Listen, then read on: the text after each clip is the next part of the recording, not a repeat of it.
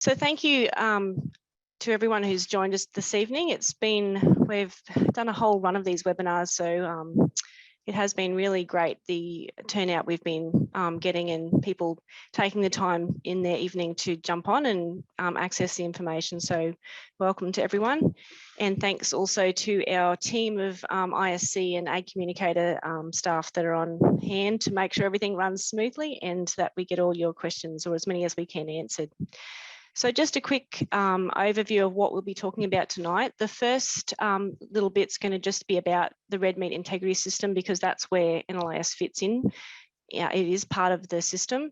And then we'll start looking more closely at what NLIS means on farm and what you need to do in your business to manage your NLIS devices and account.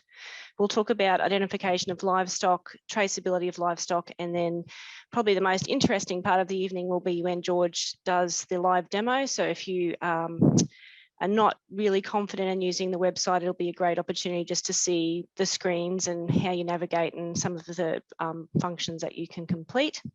And we'll obviously be providing you with lots of information about where you can get help. And we're pretty excited because we've got some brand new help resources that are just being completed that we think will help make people's lives a lot easier when they're using NLIS. So as I said, NLIS is part of a system. It's part of the red meat integrity system, and that is delivered by us, the Integrity Systems Company. We are a fully owned subsidiary of Meat and Livestock Australia, and our job is to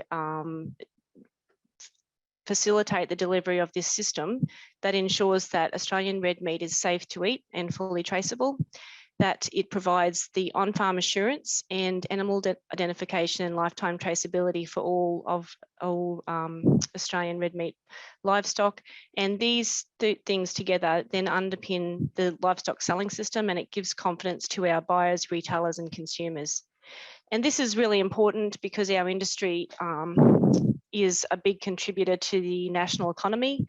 We really need to make sure that all the I's are dotted and T's are crossed, because we are supporting over 400,000 jobs and 80,000 businesses and sending product into over 100 global markets. So having a strong system, that means that we can, as a supplier of red meat, that we've got the system there to back up our claims and to make sure if anything did go wrong, we can quickly deal with it, is really important. And I mean, it's even more apparent just with the current circumstances of the BSE, the mad cow in overseas. Like, it's just really highlights that we need a system that makes our industry safe.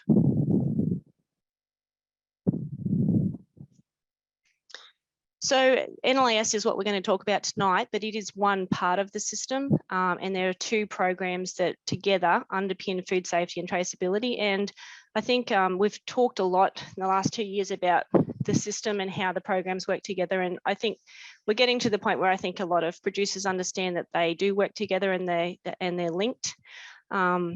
So with LPA, Livestock Production Assurance,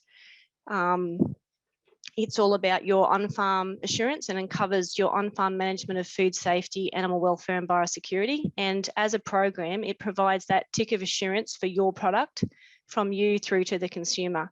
And as a program, it also demonstrates the professionalism of the industry, because it's a set of standards that we can all work to, and that actually underpins that market access for Australian red meat. Obviously, the other program, and that we're going to be talking about tonight, is the National Livestock Identification System, or NLIS. It's actually called something different in every state, NLIS, everyone's got their own way of describing it, but I'm going to call it NLIS. And this is the system that tracks the location of every animal throughout its life. It is mandatory for producers to participate because it's legislated in every state, and it underpins and or enhances our ability to track livestock during disease and food safety incidents. So there are a couple of things that link the two programs, and the property identification code is one of the things that is essential to both those programs. And property identification codes, or PICs, are actually managed independently by the state and territory departments of Ag.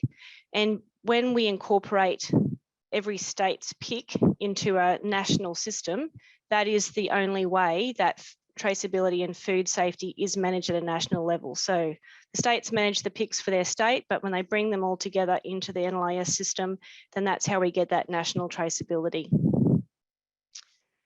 The other things that link the two programs are your LPA NVDs, and your LPA NVDs are part, your NLIS transfer are actually part very much tied up to your NVDs, and they are part of the records that you have to keep. So there's a whole lot of records that you need to keep for LPA, but your NLIS records are also vital and also essential part of the system.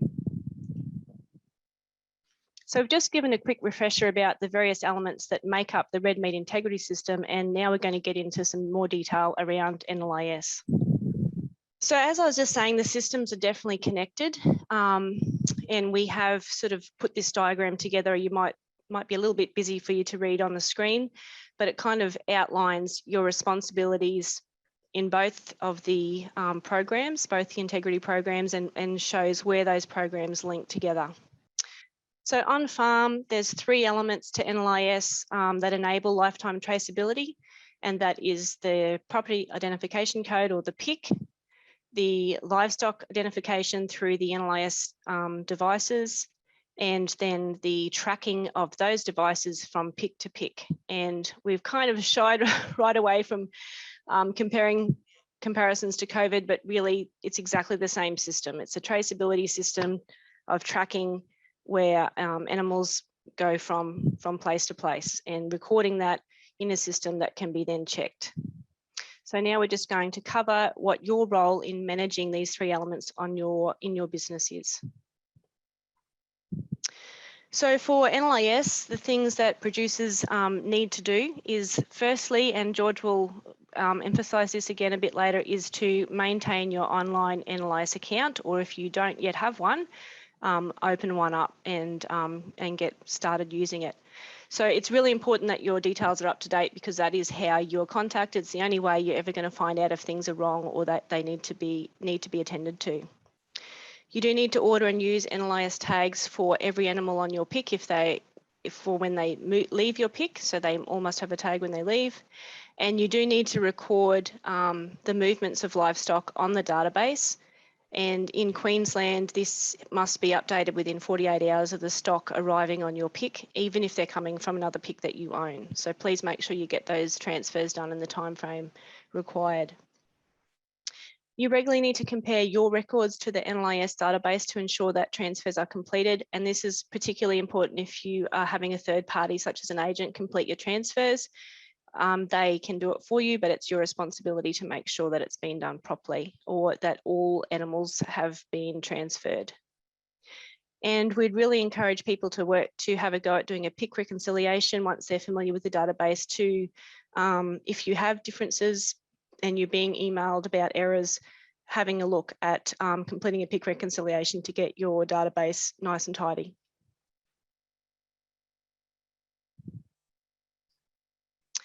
The property identification code, we've talked about it a couple of times already, but it is that 8-character code allocated by the equivalent authority in each state or territory. And pretty much every producer knows their PIC number off by heart.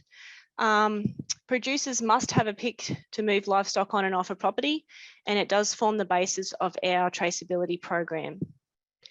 So PIC numbers rather than properties are the basis for all integrity system programs, and NLIS relies on PICs to ensure the traceability of animals. NLIS tags and devices are issued to specific PICs, and they are applied to any livestock born there or livestock that have been moved there and require a replacement tag. And all transfers on the database must be between valid PICs. We also, the thing about PICs in database is that they can also be assigned statuses. So That's how we can identify if there's a pick that has a particular issue or is participating in a particular market, such as the NFAS, the National Feedlot Accreditation System, and or the EU market. So they're really a vital part of the whole system, and yeah, it's important that you make sure you do have, especially when you're purchasing a new property, that you get that sorted out, because PICs are the basis of the program. The question is, in Queensland, can parcels of land be amalgamated under one PIC? And if so, how do producers go about doing that? All right, yeah, Harley, to answer your question, PICs can be amalgamated in Queensland. They must be within 50 kilometres of each other. There are other considerations when you are amalgamating a PIC, but yes, in short, they can be. How they do that is either contact their local biosecurity office, or they can call the help desk on 13 25 23, and there's some paperwork to complete. And if they fit the criteria, which is the main one, is the 50 kilometres, and they are aware of other situations such as chemical residue statuses, etc., of the two PICs, the PICs can be amalgamated. Great, thanks for that, Doug. Back to you, Jo. Thanks, Hayley. Thanks, Doug. Okay, so moving on to the animal identification information, and all animals leaving a property must be bought, must be tagged with an accredited NLIS tagger device before moving. In most cases, this tag will remain with the animal for its entire life, and it is an offence to remove an NLIS tag from an animal and apply another tag. There are different tagging requirements for different species, so you need to make sure you've got the right tags for the species that you have.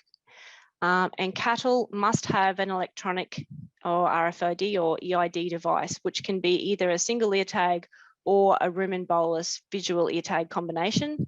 And these devices can also be assigned statuses, just like PICs can be assigned statuses. So devices that participate in a market, or devices that might have a chemical residue issue, or devices that might be of interest to the police, lots of different statuses can be assigned to particular devices.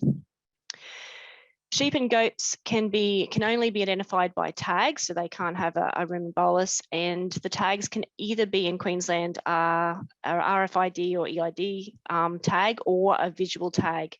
And you're probably aware that in Victoria, they have moved over to completely use of EID tags only. For more information about NLIS accredited devices, you can visit the ISC website and find separate lists for cattle, sheep and goats, and we will provide more information in the post-webinar email. And we've just got a little integrity insight, sort of calling out a bit of information on that slide about the different types of devices or tags. So there are breeder tags, which are the tags that you apply to animals born on your PIC, which are white for cattle, and they're the year of birth colour for sheep and goats. We'll cover that colour system on the next slide. And post-breeder tags are the ones that you apply if you have some livestock on your PIC that are not yours or have come from somewhere else, and they lose their original tag. You need to apply a post-breeder tag, and these are orange for cattle and pink for sheep and goats. So just before we move on, I just have another quick question for Doug. So Doug, if I need to order tags, what do I have to make sure of when ordering tags in Queensland? Processing Queensland order tags is contact the Biosecurity Help Desk again on 13 25 23, or your local DAF office. You complete a form that is signed by an inspector saying that you have association with the PIC number that you are ordering the tags for. It's a one-off form, and the important thing is make sure, as Jo just covered, you're selecting the right colour for the purpose of the tags. And yeah, once you've got the form signed by the inspector saying that you are authorised to purchase tags on that PIC, is then taken to your local reseller, your Nutrien, CRT, etc., and the tags are ordered through them. Great, thanks for that, Doug. And just another quick one. What do I do if a tag falls out? If a tag falls out, if the animal is still on its property of birth, you can put another white tag, another white breeder tag in that animal. If that tag falls out of an introduced animal on your property, I think Joe just touched on it before, you put an orange post-breeder device in that animal. Perfect, thanks for that, Doug. Back to you, Joe. Thanks, Hayley. And that information is again on this slide. So yeah, we're really emphasising that you need to make sure that you choose the right tag. So you're applying the right tag if you need to replace one. And a sort of a good handy thing to do is make sure that you do have those replacement tags on hand. So if you do have wood and cattle, make sure you've got some orange, or sheep, make sure you've got some orange or the pink replacement tags on hand, because you will need to apply those before the livestock leave. And often you don't notice that until the truck is on the ramp, and then it's a bit of a rush. So you don't have to apply the tag until the animal's going to leave your pick. But if you have stock coming through the yards and you know that some of them are going to be going soon, it's a good idea to replace the tag then, because you don't want to be trying to tag animals in the race as they're loading on the truck. You want to keep them as calm as possible. So suggest that you do replace those tags when you see them missing. The other thing is that if you send animals in to the processors or the sale yards, particularly to the sale yards without a tag, then you will be charged for a replacement tag, and this can cost up to or over $50 per tag. So it is a really good idea to make sure everything's tagged before they go on the truck. Now, if you are having issues with tags and you're not happy with how they're performing for you, you can, in the first instance, we suggest you contact your supplier. But we also have device complaint forms on the ISC website, and we'll provide links to these in the post-webinar email. So we really encourage people, if you're having issues with tags, to complete these forms, because that's the feedback we can get on how tags are performing.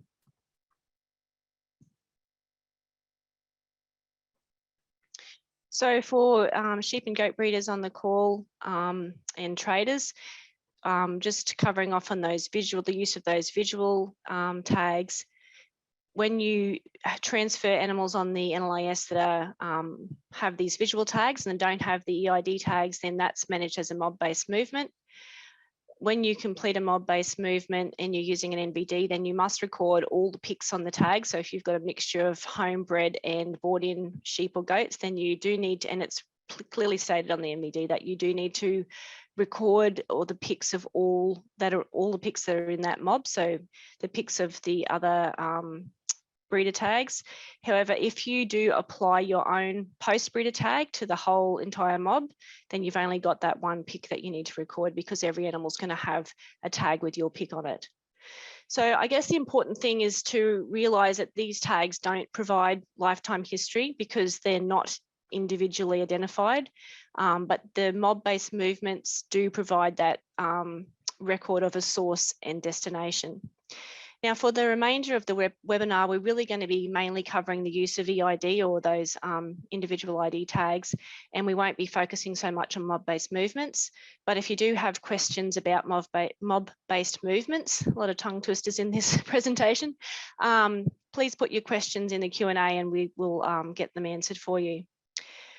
If you are if you have got sheep or goats and you're considering using EID tags just to improve your own on-farm management, then yeah, it's a great idea, because it can give you some advantages into how you manage the data and everything that goes with those animals. So so the rest of the presentation about EID will be useful for you if you are considering that. So it's getting into now just how the actual whole system works, and it all hinges around data. And the data comes from the pick, which we've talked about, and then the other bits of data is how you identify those individual animals. And I'm sure you're probably all aware that every single tag has two numbers associated with it. This big long number, that big long string of numbers, which is the RFID, or radio frequency identification device number, which you can only find out what it is if you read it with a reader or you look it up on the database. And then the visual or the NLIS ID number, which is printed on the outside of the tag. Now, it's really important that there is two numbers, because for most people, this doesn't mean anything. It's just a string of numbers, whereas this, the NLIS ID does mean something, because it starts with a pick, the pick of birth of that animal. The next letter refers to the manufacturer of that tag. The next letter refers to the type of device it is, whether it's a breeder, post breeder. And the next letter refers to the year that tag was manufactured. And generally, when you're trying to look at tags and work out what do they belong to, looking at knowing the year of manufacture is generally the year you purchased them or applied them to animals, so that can be really handy. And just a point of interest, we're up to S. So S is the letter for 2021. And the last 5 characters, I guess, or where it says serial number on the screen there, that actually can be customized. So if you want, when you order your tags, you can request that those numbers be, those 5 characters can be what you want. So you can have 1 letter and then the 4 numbers. For example, if you brand or mark 300 progeny a year, you might order 300 tags a year, or 350, so you've got some spares. And they could start at 1 and run to 300 every year, because they're differentiated by the year letter. So that makes this year's tags different to last year's. So if you are wanting to kind of work out what belongs to what, then you can start using some of this information on the visual tag to give you an idea of just exactly what that tag belongs to. The other thing that you can do, and some people do this, is you can order matching management tags. So when you order your NLIS tags, you can order matching management tags. So, and they can have whatever the number you say you want on the management tag, within that parameter of 1 letter and 4 numbers, can be printed on the management tag. And then that number actually does come up in the NLIS database reports. So you will have your management tag number in the reports, but the only way you can get those management tags is to order them at the same time from the same manufacturer as you order your NLIS tags. You can't go back and order them retrospectively and have them linked up. Great. So just before we go into the content about recording livestock movements on the NLIS database, we just have a quick poll question that'll be coming onto your screen right about now. This question will cover one of the key things we really want you to take home tonight. And the question is, who is responsible for doing a transfer on the NLIS database when selling livestock from one property to another? So is it the online selling platform, the stock agent, the receiver/buyer, or the vendor/seller? So I'll just give you a couple of moments to select your vote and submit that.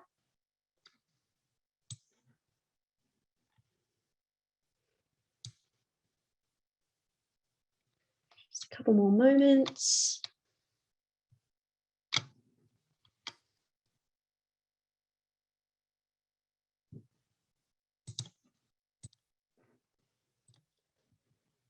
Great. So we got 1% voted for online selling platform, 3% voted for stock agent, 62% voted for receiver/buyer, and 34% voted for vendor/seller. So Joe, enlighten us. Who is responsible for doing a transfer on the NLIS database? Thanks, Hayley. So the receiver is responsible for completing the transfer. It's pretty important to know that online selling platforms like Auctions Plus do not do the transfer. So if you're purchasing through those platforms and you're purchasing through an agent, make sure you check with them if they're going to do the transfer. If they're not, then you'll need to do the transfer, because as the receiver, that's your responsibility. This only circumstances where you don't need to do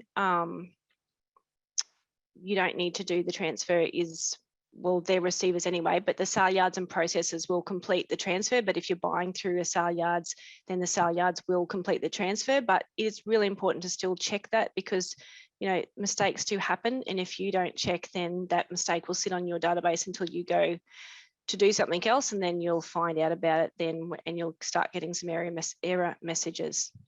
So as I said, always check with the agent if you're using an agent to do transfers, and when they complete the transfer, ask them to email you the upload ID and that the confirmation that everything was correct on the transfer.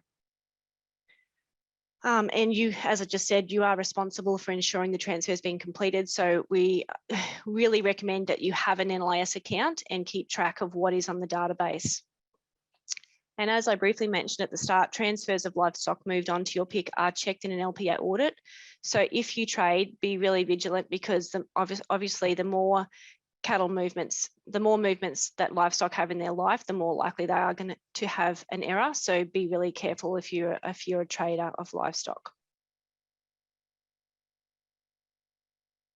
And just to reinforce that, please check your transfers. So check, even though you are only responsible for ensuring the transfer is completed for livestock coming onto your property, it's a really good idea to check all transfers on and off. If there is an error, it means the record was not made at all. If you get a warning, it means that the record was made or the transaction was put through, but there is some mistakes that might need fixing. A good little tip, or a good little thing to start doing, is if you have the opportunity and you have a wand and you can check the devices of livestock before they leave, or you might have them in the yards sometime before you're going to send them, check their tags, run the report, and run a beast inquiry report on the devices, and check they're actually registered to your PIC. Even though you're not responsible for the transfer of those devices off, the receiver is. If you've checked that they actually registered to your PIC, it just means they're going to leave your PIC and there's going to be no issues with that transfer to the next person.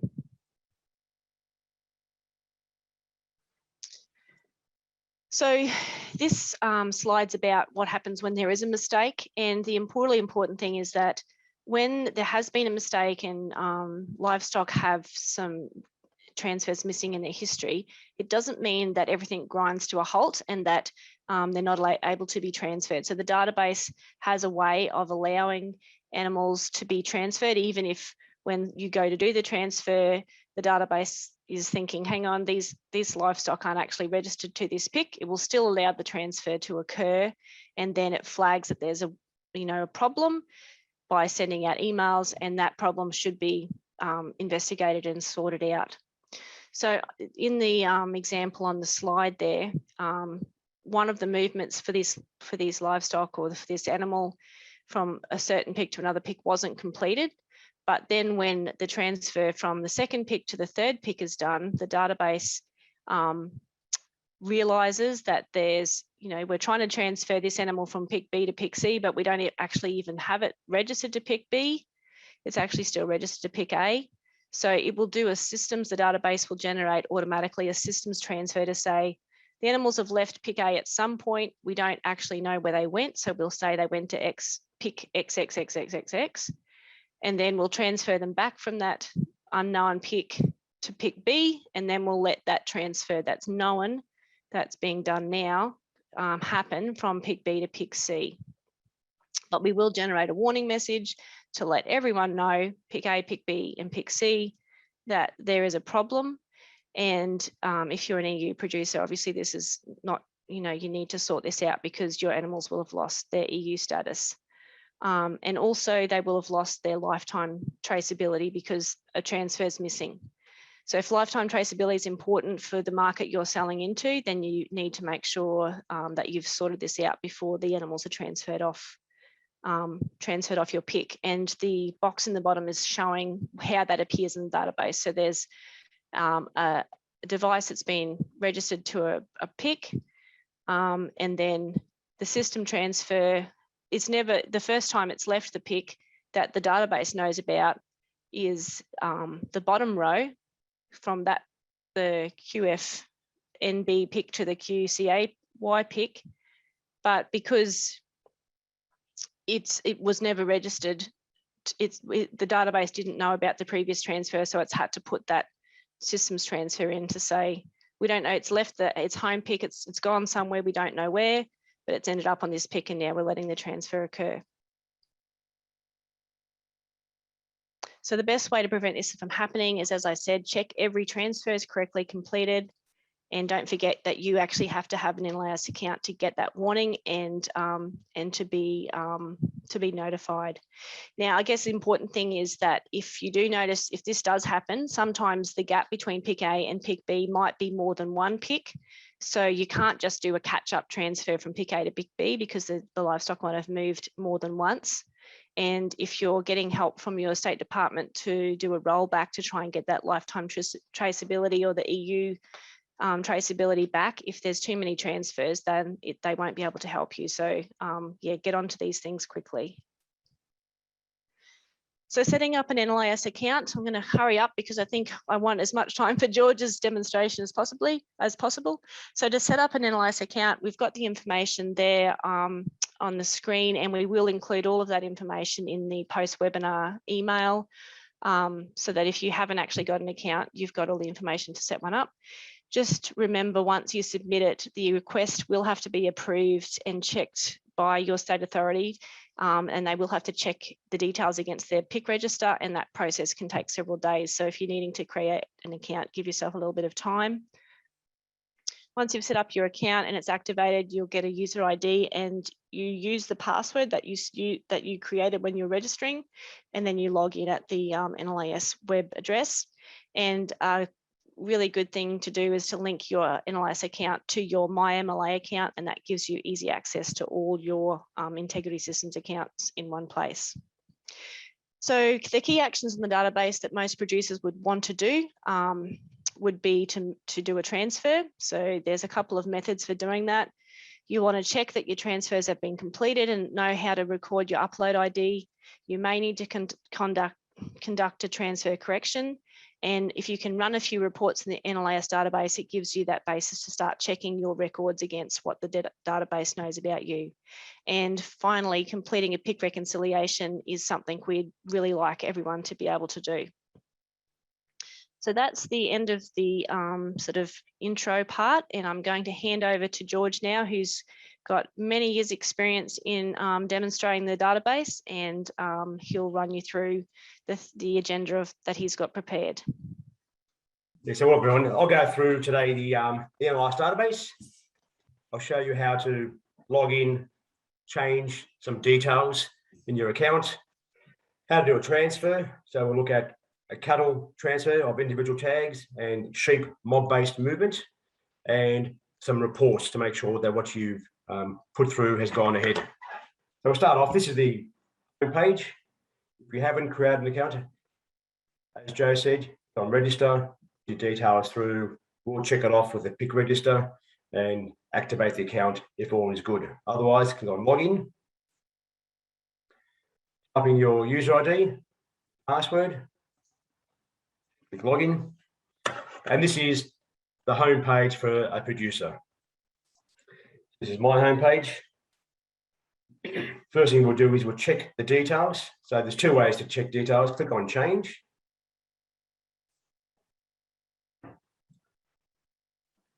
The only details you guys can change are your contact details, so your phone number and your email address. Anything else that needs to change, you need to contact us, contact the help desk. It's very important, we've said it a few times, and I'll say it a few more times, that your email is up to date. This is how we contact you for these sorts of events. It's also how we contact you if we need to make any changes to the NLIS database or the system. And whenever things go wrong with the database, that is the System X transfers, you get alerted via email. So it's all done on this email. So make sure the email is correct. You change it, upgrade it, hit continue, and then finally send. You're going to send the information to the database, and done. Go back to home. So that's logging in and checking your details, making sure all up to date. The second way you can check your details is by selecting I want to change my view, edit my account details. Goes through the same process. Next bit is this help button up the top. You click on this little help tool, and it takes you to tech tips we have, sheep mob. Change that to cattle, and you see some more tech tips. Tech tips here on the devices. People have been asking questions on the Q&A about devices. So you click on these, it opens up a PDF file about devices, about what lifetime traceable means. There's a list of them. These have all been tentatively been built, and we did talk about earlier on some of the new tech tips and user guides we've got, new ways for us to be able to show you how to use the system.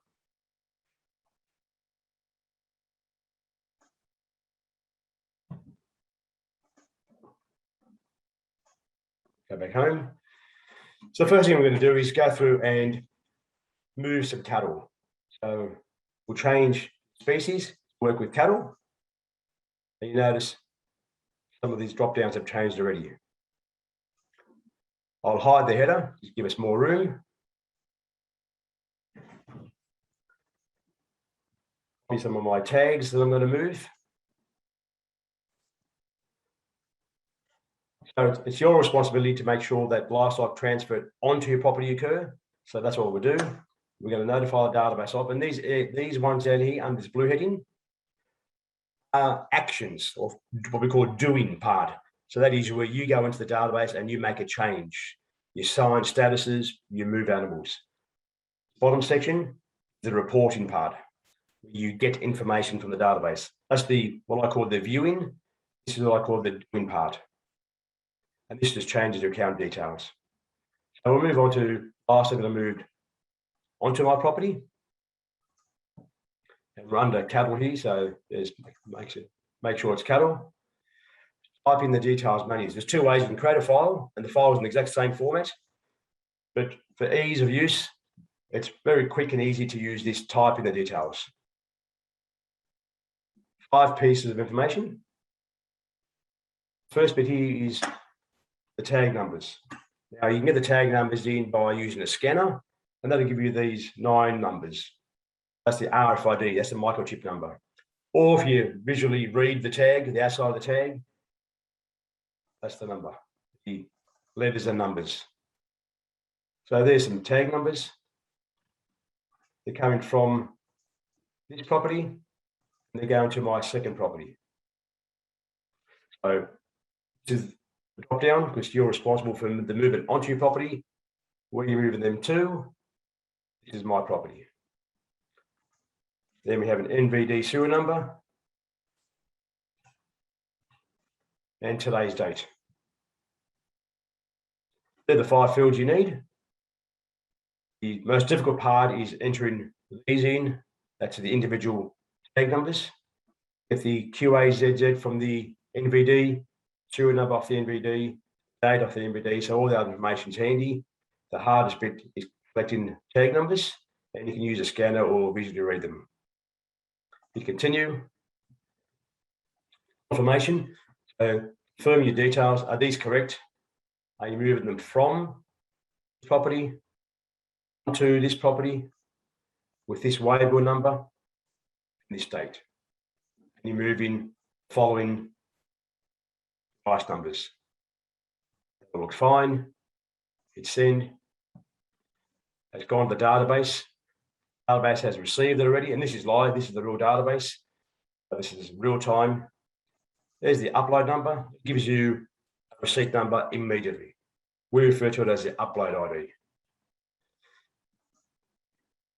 Now, to make sure you have a look and review the file itself, the status, click on View My Transaction History. We're going to look at everything we've done in this date range, which is today. We said when we just did it, and there's the file there. That's the transfer we did. Here's a transfer. There's the file, and it's got a status of complete. Status can either be complete or can be warning or error. If it says error, it means something didn't work. That is, you might have transcribed a tag incorrectly, and that tag does not exist. So it will come up and say this tag is not in the database. If it's one of those warnings that Joe was talking about, the system transfers, it'll come up and say this tag was registered to another property. But you told us move it off property A, we had it registered to property X. So that's transfer done for 6 head. This is what the file looks like. So it's just the tag numbers, row by row, with all the information. So there's the 5 piece of information. There's the tag number, the property went from, the property went to, the NVD serial number, and then date of movement. That happened 6 times because there were 6 animals. That's the file. You can do the file, create that file and upload it, or what I just showed you on the screen. Copy and paste a list of tags, and enter the numbers in, enter the picks in. We go home and we'll make sure that the transfer occurred. We've just seen it. It's told us that it went through, to prove it. Or if you go to look at someone else has told you they've done the transfer for you, click on livestock that have, under the reports, view generator reports. So still on the cattle, looking at all the reports. And now you want to look at all the livestock transferred onto the pick. We transfer them onto this property and we did them today. And there's the 6 devices. If you want to look at what you moved a few months ago, there's more. So there's 6 and there's 4 extra ones. So this is just a report that shows you what has moved on. A lot of people were asking, how do I know if the report's been, if the transfers occurred?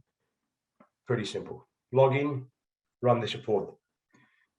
If you're worried about where animals moved off, you do the same thing. So livestock transferred off under the report list. You're looking for all the animals that are transferred on this property. So if you consign cattle to the sale yards or the feedlot, money's moved off.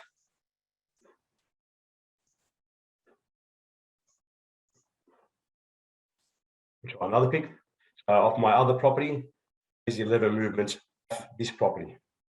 There's been no movements off the other property. So if you don't have any movements off the property and you consign cattle recently, call up and find out, follow it through.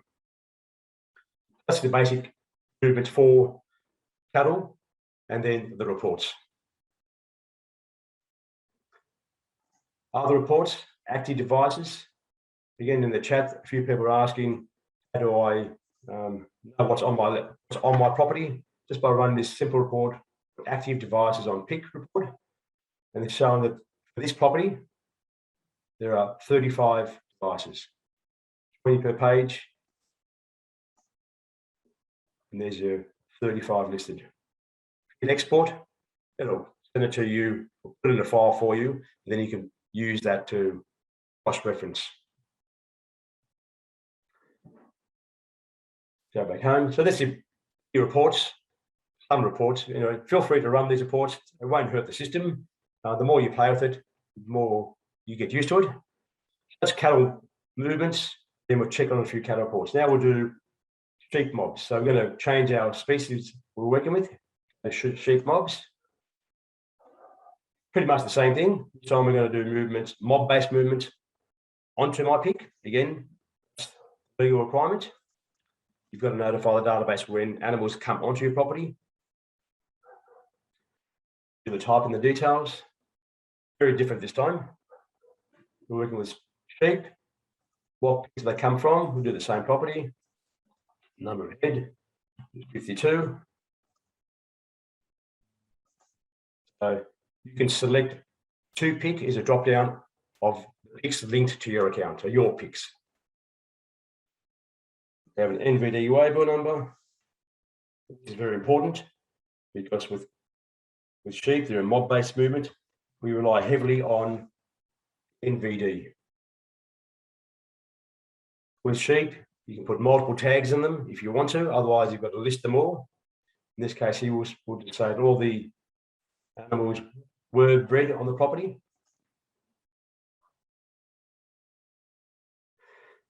As I said, mob-based movement relies heavily on the NVD. So you can actually upload an image of an NVD if you have one. I'll go on here. I made up a few days ago.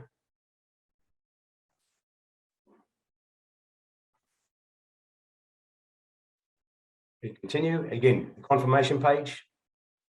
We confirm the details. Asking us to do a mob. We put a mob-based movement onto our pick for sheep, and they're the details. The 52 head, where they've come from, NVD, date. We continue again. The transaction's gone through. We have a new receipt number. Same thing again. We want to see the file, make sure it went through. We've got receipt that it was sent. And there's the file. There's the mob-based movement onto pick. And we have a status of complete. So when I ran the cattle movement, produce a transfer of those 6 cattle. In between that, I ran those reports, which you saw, it's listed here. So you can see activity on your system. For the last one, the sheep, it is there, mob-based movements onto pick, and it's come back with a complete status.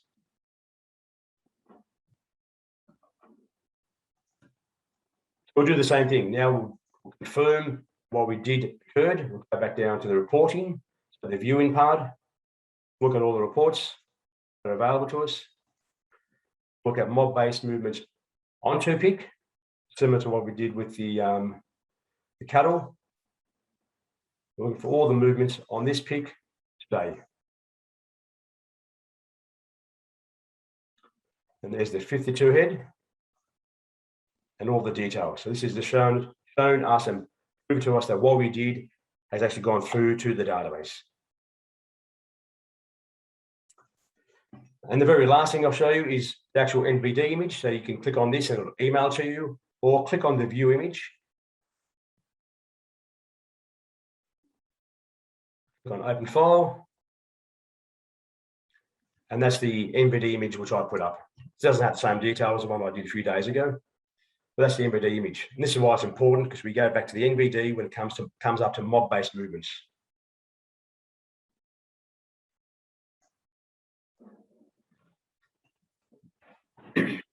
So don't be afraid to play with the system. You can't break it. Run reports.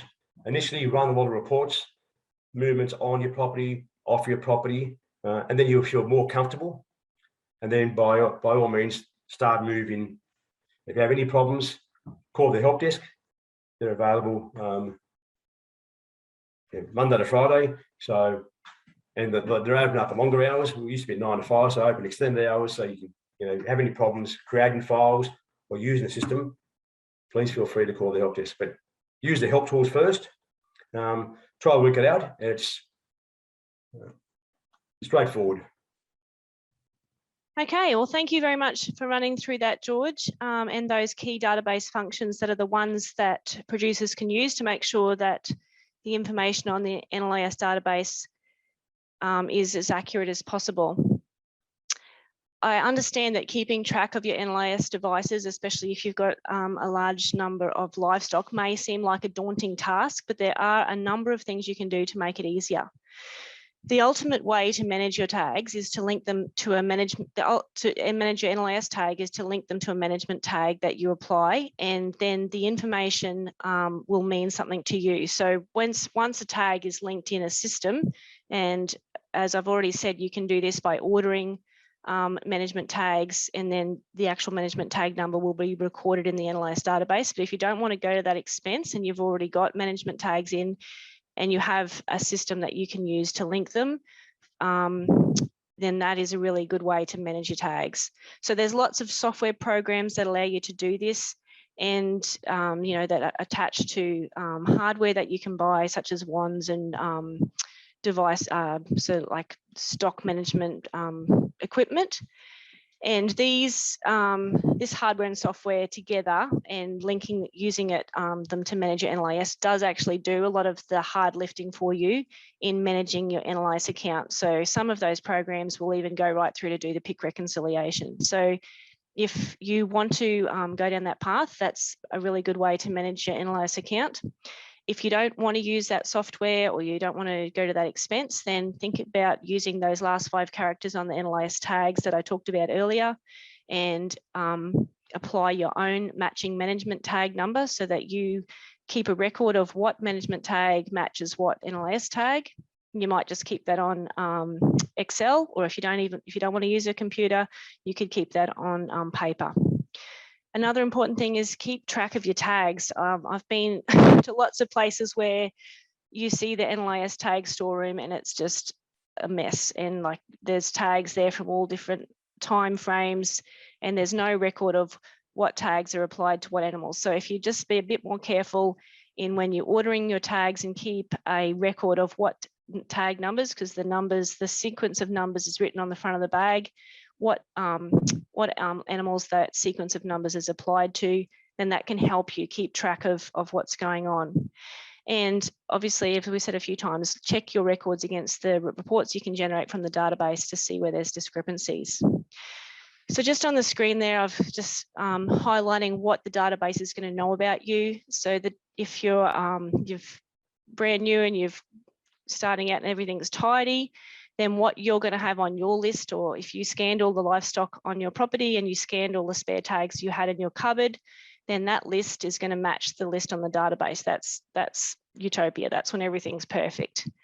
But generally, you're going to have some tags and devices on your list that are not on the database list. So these could be from animals that are on your property that you've either purchased, or they've come there and a transfer has not been completed. So you know they're there, but the database doesn't. So these are the ones that are sometimes a bit tricky to sort out, because you have to then find out where they came from, and you need to do the transfer to get them back onto your pick. You'll also have a whole heap of, when you've scanned all the devices in your livestock and you've scanned all the devices in your cupboard and you've got your master list, there'll be plenty on the database that won't be in your list, and these will belong to animals that have died in the paddock and you didn't collect the tag, or they'll be devices that fell out, or they'll be devices that weren't transferred off. So you're going to end up with a whole group that should have been transferred. Like, these devices are no longer there. You know they're not because you've physically checked. And in the pick reconciliation process, you can actually set these devices to inactive. So before you embark on doing a pick reconciliation, it's a good idea to run the active devices on pick report. And this will tell you how many devices the database has recorded against your pick. And when you participate in an LPA audit, one of the things the auditor will do is run that report to see how many devices you have registered. And if it's nothing like the kind of livestock numbers you have, then they'll suggest that you might need to do a pick reconciliation, because it's obvious that there's some transfers and things and tags tidying up that needs to be done. The other important thing to remember is that devices can have statuses. So sorting out what's on your database is really important, because in the event of a food safety incident or an animal disease incident, if the records that are on your database don't match in reality, it's going to make it much more difficult for tracing and tracking things down to happen. So that's really important that we try and get everyone to tidy up their NLIS accounts as much as possible, so that the devices that are registered to you are at your property, and if they're involved in an incident, the authorities that are dealing with that know where to go and find those animals. So as I said a few times, the only way to really sort out what is to get this all back to something that's pretty correct is to do a pick reconciliation. So pick reconciliation is a stock take of all electronic devices on your property, and it basically identifies the discrepancies between the devices you physically have and those that are registered to you. But we do encourage people to get familiar with the database before attempting a pick reconciliation, and we have some great new resources that can help you step through the process. So I guess I just want to emphasise that the database has a lot of potential in helping you better manage your livestock and better manage your production.